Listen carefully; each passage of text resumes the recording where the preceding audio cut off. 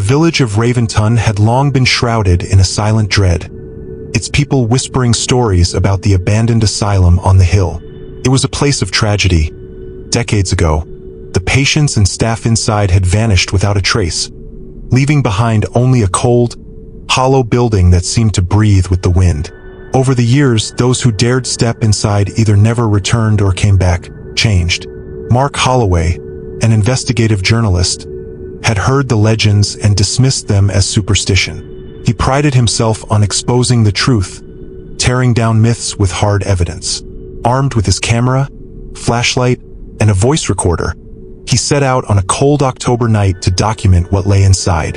The asylum doors creaked open as though welcoming him. The air inside was thick, damp, carrying a scent of mold and something metallic, something like blood. His footsteps echoed through the vast, decayed corridors, the peeling wallpaper revealing claw-like scratches beneath. As he lifted his camera, the lens fogged up, as if someone had breathed on it. Then came the whispers, soft at first, like wind sifting through cracks in the walls. But as Mark moved deeper, they became distinct, voices murmuring, overlapping. He turned on his recorder, pressing it close to the darkness ahead. "Who's there?" he called out. The whispers stopped. The silence was worse. Then the recorder crackled to life. "Mark," his own name, whispered back at him. He turned sharply, flashlight beam dancing across the walls. Shadows stretched unnaturally, shifting even when he stood still. He swallowed hard, forcing himself forward. He found an old patient file lying on the ground, dated 1953. The photo attached was of a man, gaunt, hollow-eyed, eerily familiar. The name below it made Mark's breath hitch. Mark Holloway. "No," he muttered. It had to be a coincidence. A sick joke. A loud bang echoed from down the hall. His flashlight flickered. Something darted past the doorway ahead. A figure, moving impossibly fast. Heart pounding, Mark chased after it, reaching a vast room filled with rusted hospital beds.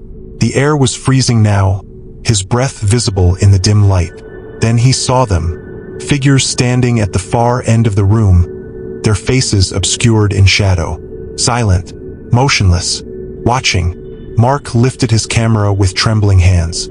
Through the lens, the figures were clearer. Patients in hospital gowns, their eyes hollow voids. And at the center of them stood a man.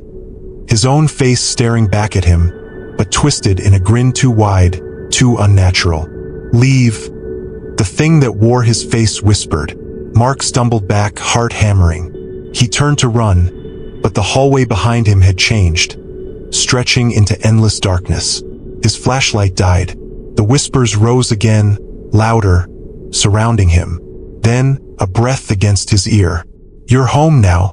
Mark's breath came in ragged gasps as he forced himself to move, even as the shadows seemed to close in. His mind screamed at him to leave, but his body wouldn't obey. The walls pulsed, the air thickening like congealed blood. He stumbled forward, gripping the recorder like a lifeline. A sudden rush of static erupted from the device, followed by a voice. Not his own, but chillingly familiar. "You never left." Mark's heart pounded. His thoughts became disjointed. He had entered the asylum, hadn't he?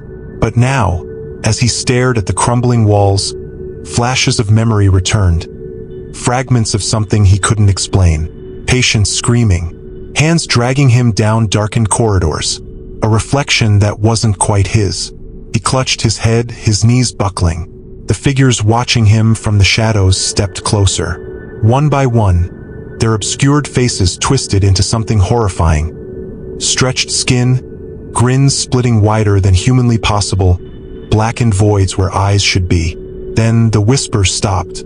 Silence swallowed the room, the air crackling with unseen energy. Mark raised his head, his body frozen with fear. The thing wearing his face stepped forward. And this time, it wasn't just a reflection. It was him. "You've been here before," it murmured, reaching out. "And you'll be here forever."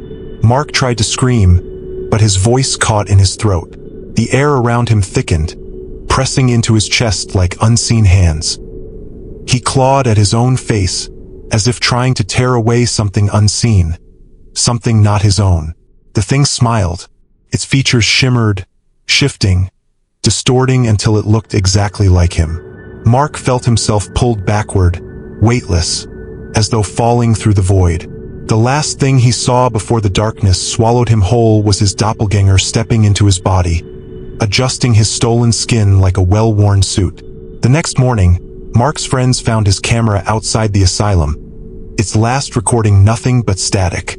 Mark Holloway was never seen again, but the villagers, they swore they saw him, in the asylum windows, smiling, waiting, and sometimes late at night, if one listened closely near the asylum gates, they would hear whispers calling out a name that changed. First, it was Mark Holloway, then it was theirs.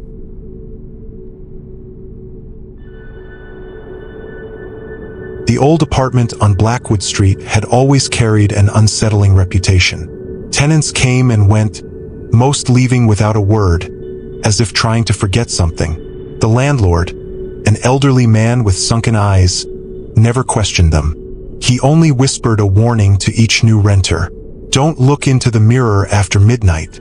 When Daniel Carter moved in, he dismissed the warning as nothing more than an urban legend. A struggling artist, he had no patience for superstitions.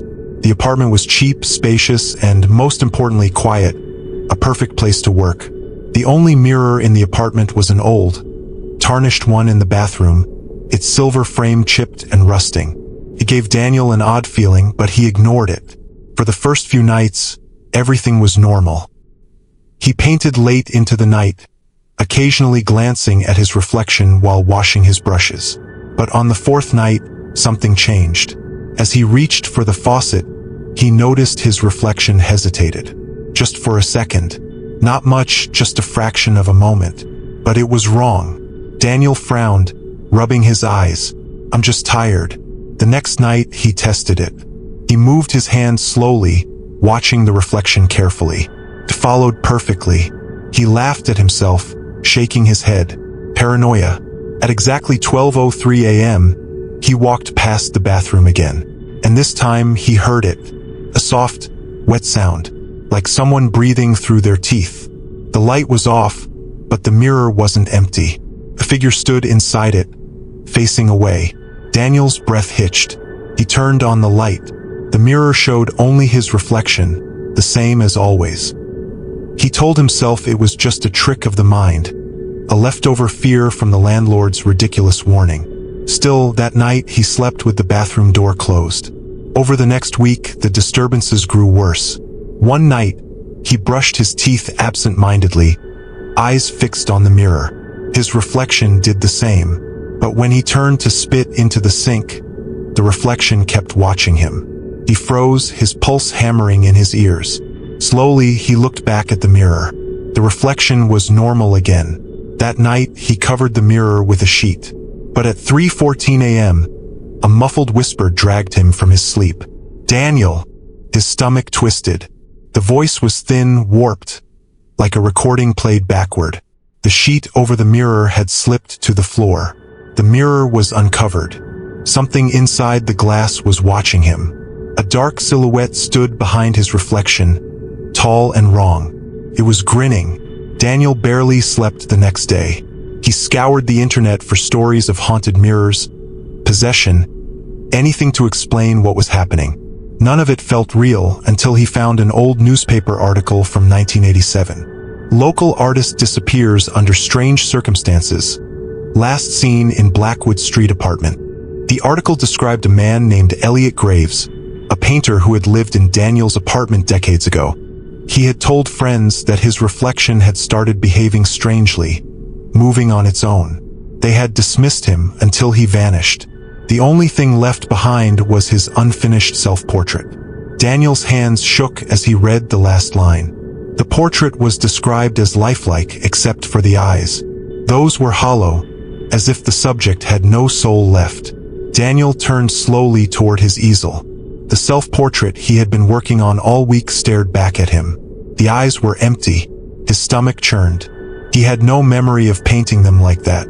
A sudden chill filled the room. Then the mirror shattered. The lights flickered violently.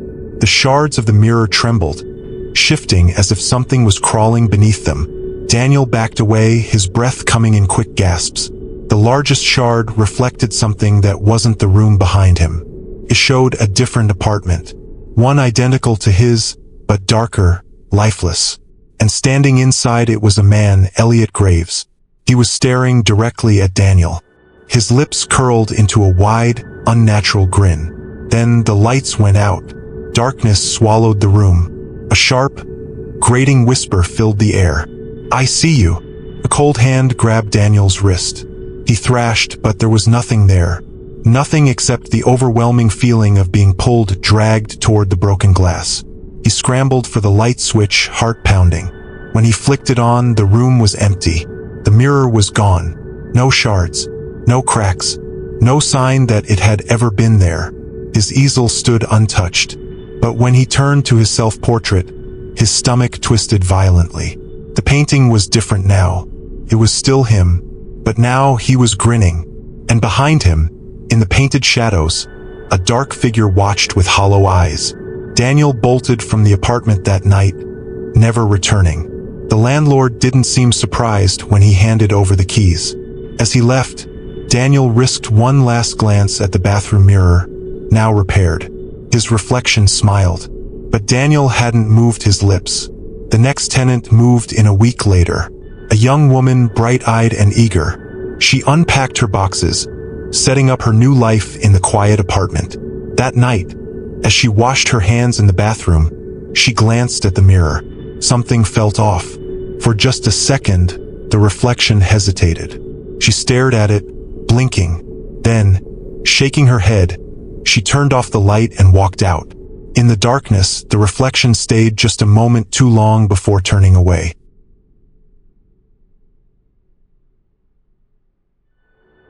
The Hollowbrook Express was a name whispered in fear among railway workers and passengers alike. Once a luxury train in the early 1900s, it had mysteriously vanished one foggy night, along with its passengers and crew. The train was never found, yet strange reports continued to surface.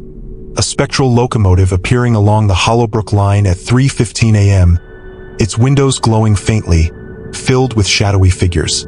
Some claimed they heard distant screams carried by the wind, while others swore they saw passengers staring out, their faces twisted in silent pleas for help. Ethan Carter, an urban legend researcher, had always dismissed these stories as exaggerated folklore. Determined to uncover the truth, he boarded the last train out of Hollowbrook Station on a bitterly cold October night. The platform was empty, save for the distant hum of the wind through abandoned tunnels. He clutched his camera, checking the time, 3:12 a.m. The train arrived in absolute silence. Nora telinguils, no screeching brax. It simply emerged from the mist, slowing as if time itself had forgotten it. Ethan hesitated before stepping aboard, his breath fogging in the freezing air.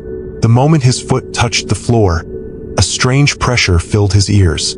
The interior was dimly lit, its antique design preserved in eerie perfection. Velvet seats, golden sconces, polished mahogany walls, all untouched by time.